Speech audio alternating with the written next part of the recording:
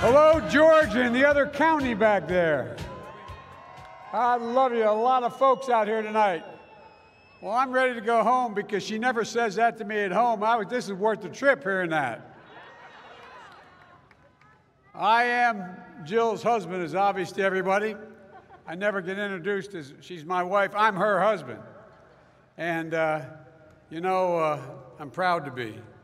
I want to thank Longtime Tran for being with us tonight. His story is a story of an entire generation, but it's a story that goes back many generations, not just in South Vietnam and in Asia writ large, but all over the world. And America, it's the reason why we're strong. We are the most diverse democracy in the world. And there's not a single thing, I mean this from the bottom of my heart, there's not a single thing we can't do when we do it together. So thank you all. And I want to thank my friend, Keisha Lance Bottoms. And thanks to the Democratic members of Congress, Senator Ossoff and Warnock, Representative Sanford Bishop, an old friend, Hank Johnson, and Lucy McBath. And look, I want to make sure Representative Williams is here. I thought I saw her a moment ago. There you are, okay. And Representative Carolyn Bordeaux. We need to work and help them keep their seats. It's important. We run the first round, but there's more coming up. And my good friend and DNC Chair, Jamie Harrison from South Carolina. And Stacey Abrams, it could be anything she wants to be, from whatever she chooses to president. I want to thank you, Stacey, for empowering the people to vote and to make their voices heard. You've been amazing. And most of all, I want to thank you, the people of Georgia.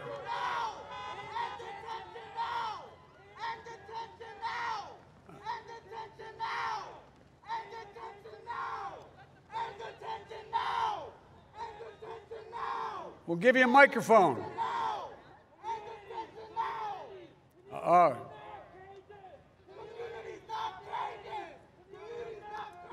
Folks,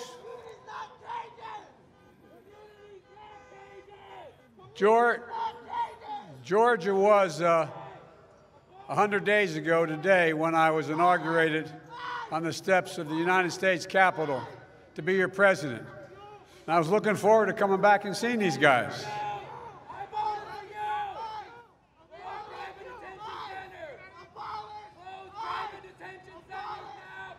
I agree with you. I'm working on it, man. Give me another 5 days.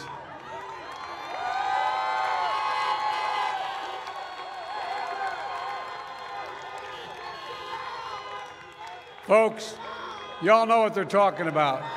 There should be no private prisons, period. None, period. That's what they're talking about. Private detention centers. They should not exist. And we are working to close all of them. So, folks, look.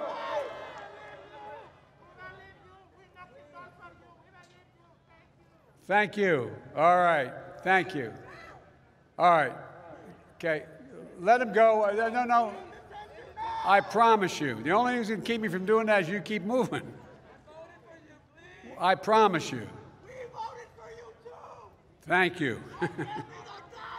Folks. Look, it's been 100 days since I first sat at my desk in the Oval Office and went to work for you and the American people. I want to thank you. I want to thank the American people because I think we've gotten a lot done. I promised, even before I was sworn in, that I would get, in my first 100 days, 100 million COVID vaccine shots in people's arms. We've lost over 550,000 Americans. Well, we delivered over 220 million COVID shots in the first 100 days. We've vastly expanded access.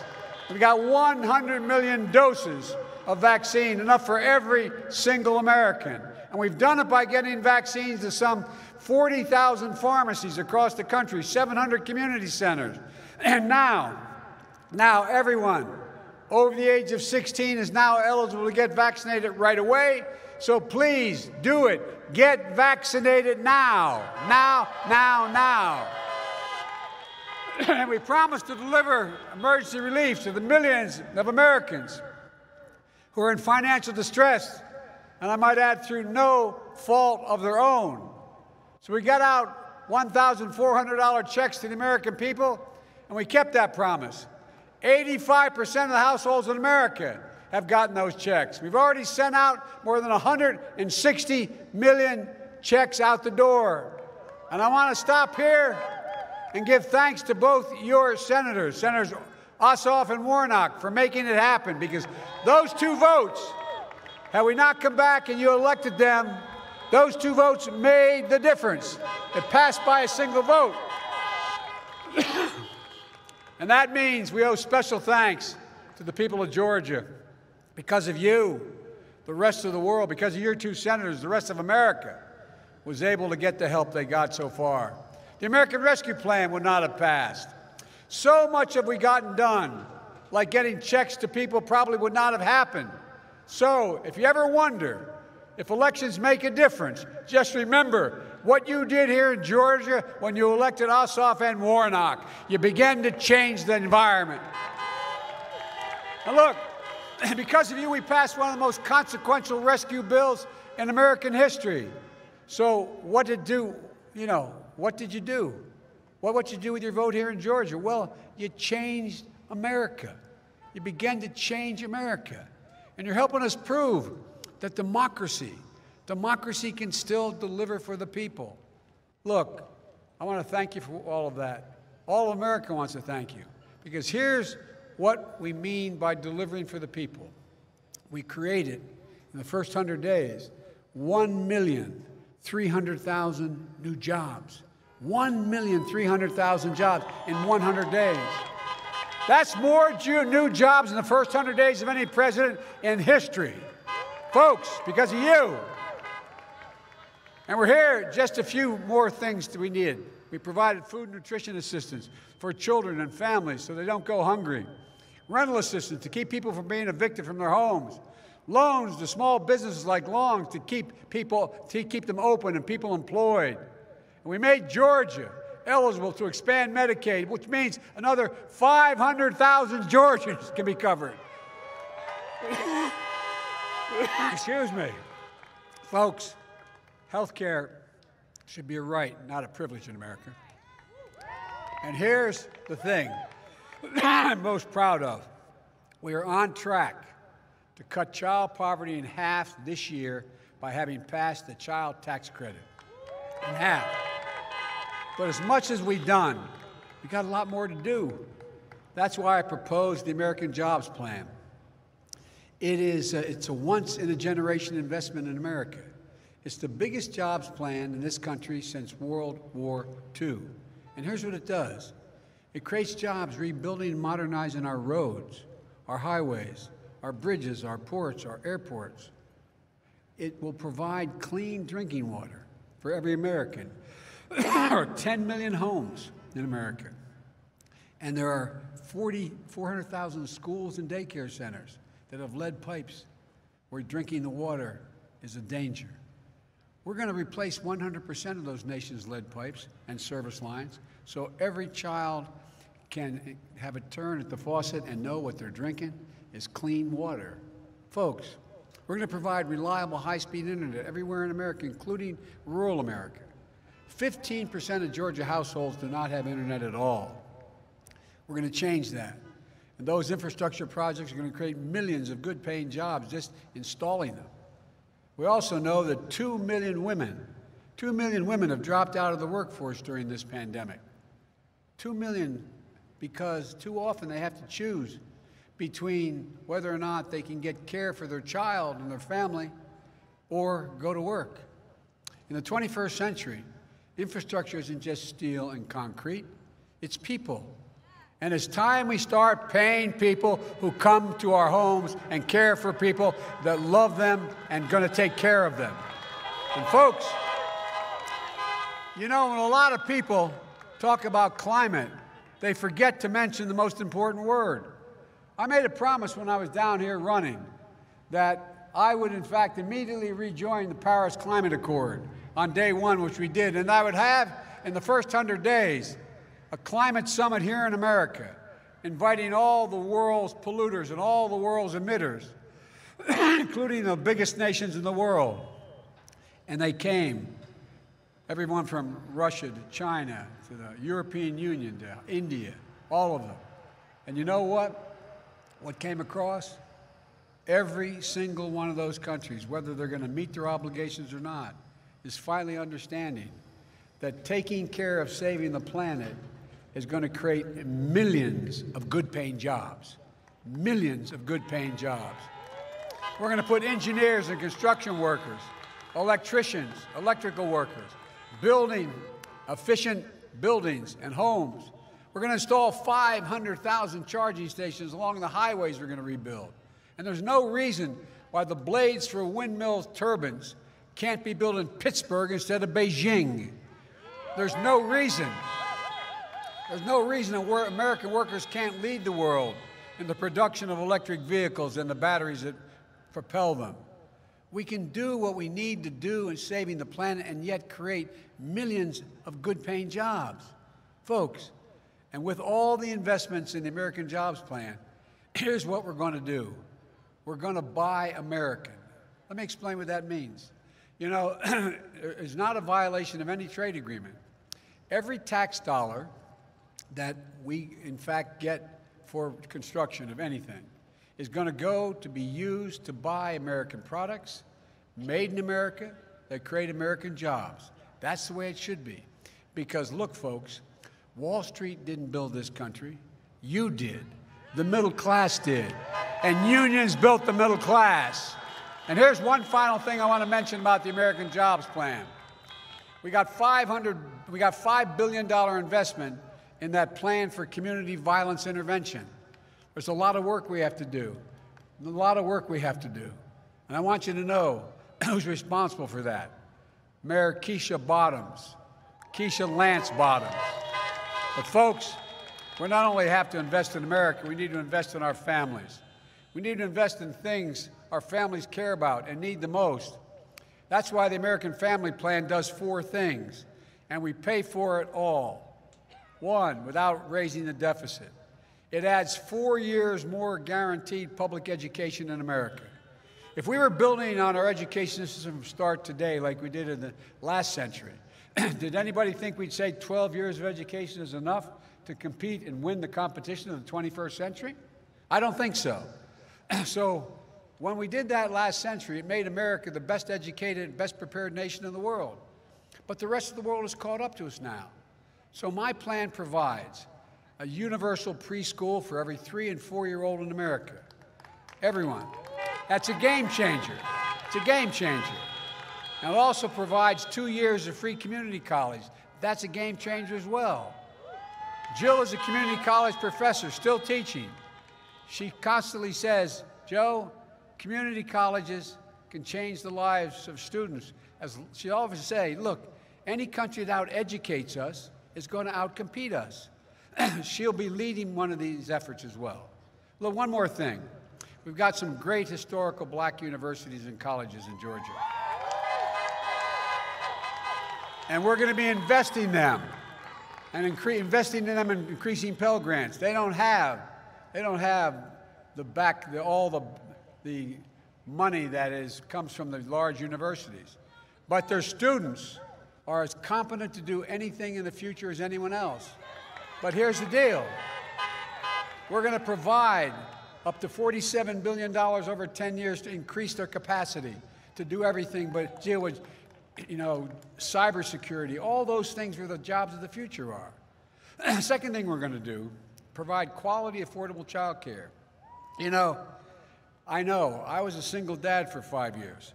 When my wife and daughter got killed right after I got elected to the United States Senate as a 29-year-old kid, what happened was I was lucky. I had a daughter. I had 2 boys survive. My daughter and wife were killed, but my 2 boys survived. And fortunately for me, I had an incredible family. My sister, my brother, and my mother and father, they basically moved in and helped me raise my kids. Because although I was a senator, I was listed as the poorest senator in history, but not history, but in the years I was there, I couldn't afford the cost of daycare. I couldn't afford the cost of child care, but I had them. I don't know how I would have done it without them. So understand how important child care can be. Under my plan, most folks won't pay more than 7% of their income for child care as a max. And the folks who need it the most and can't afford it all won't have to spend a dime. That's important. And the third thing is the American Family Plan will finally provide up to 12 weeks of paid family and medical leave. No one should have to choose between a job and a paycheck or taking care of themselves, a loved one, a parent, or a spouse or a child. And fourth, the American Family Plan puts money directly into the pockets of millions of families. The American Rescue Plan, we passed a child credit. We're going to expand that child credit to families for another 5 years. Families with 2 kids, that will mean that as much as $7,200 will go into their pockets every year. Georgia, this is a tax cut for more than 2 million families in Georgia. We're cutting taxes for people by a tax credit. And we're going to lift more than 170,000 children out of poverty right here in America and cut child poverty this year in half. Folks, so how are we going to pay for all this? Well, with tax cuts for the middle class and working class families, how are we going to pay for that? Well, it's real simple. It's about time the very wealthy and corporations start paying their fair share. It's about time. As simple as that. And folks, I'm not going to bore you with the details, but I promise you, no one making under $400,000 a year is going to pay a single additional penny in tax. No one. As I said last night, the middle class and working people of this country are already paying enough in taxes. It's time for the richest 1% of Americans and corporate America to start to do their part. Let me just give you a simple fact. Last year, for example, 55 of our largest corporations in America paid $0 in federal tax. Zero. And they made $40 billion. Not a penny in tax. Folks, if in fact we had a minimum book tax for corporations, for the just the Fortune 500 companies, just a minimum tax of 15%, bet all you'd sign up for 15% tax right now. If in fact it was just 15%, we'd raise $230 billion. Pay for all this. So folks, I'm not trying to punish anyone. But we've got to make corporations making $40 billion paying zero is just not right. Something's seriously wrong here. Georgia, I think a lot of you know I ran for president saying we had to heal the soul of this nation. And that's what we have to do. And the conviction of George Floyd's murderer is now our opportunity to make some real progress to restore the soul of this country. And we can do it. We can enact rational police reform. We can root out systemic racism in our criminal justice system. And with real plans I outlined today, we have a real chance to deliver real equity across the board to everyone, black, white, Latino, Asian American, good jobs, good schools, affordable housing, clean air, clean water. Look, being able to generate wealth and pass it down through generations is how most folks got there. But it means, how did most of the middle-class folks you know who are Caucasian or white, how'd they make it? Well, they were able to get enough money to buy a home, and they built equity in that home. And they built equity in that home, they passed it on. And they passed it on, and that's how you build wealth. Well, we're going to make sure that African Americans, as well as make sure that Latinos and Asian Americans are able to build that kind of wealth. Look, when the Vice President and I were in Atlanta last month, we met with leaders of the Asian American community in Georgia following the mass shootings here in Atlanta. It was a raw and powerful meeting and a very emotional moment. And some criticized me for speaking out nationally about that hate crime. Some criticized me for saying how ugly and sinister it was. Well, since then, because of the 2 senators you sent, among others, the United States Senate passed the COVID-19 Hate Crimes Act, protect Asian Americans and Pacific Islanders from the vicious hate crimes we've seen too often and too long. And it passed 94-1. So don't tell me we can't make progress. It's a first step, and we have a lot more to do. You know, that's right. If we are to truly hear the soul of America, we need to project that sacred right and protect it to vote. You know, in this state of Dr. King and John Lewis, you know how precious and how precarious the right to vote is. In November and then again in January, your vote changed the world, not just North, the world. But instead of celebrating that, it's being attacked. More people voted for president in 2020 than any time in American history, ever. And they did it in the middle of a pandemic. And you've seen what's happened here in Georgia with your state's laws. It's just wrong, wrong. And it's why we have to pass the voting rights protection laws coming through the Congress. Right now, H.R. 1 and the John Lewis Voting Rights Act both should be passed now. So folks, it's only been 100 days, but I have to tell you, I've never been more optimistic about the future in America. America's on the move again. We're choosing hope over fear, truth over lies, light over darkness. And we're working. We're working again. We're dreaming again. We're discovering again. And we're leading the world again. And you're proving democracy can deliver for the people. We just need to remember who we are. We are the United States of America. And there's nothing we cannot do if we do it together. So let's stay together. God bless you all, and may God protect our troops. Thank you, thank you, thank you, Georgia. You know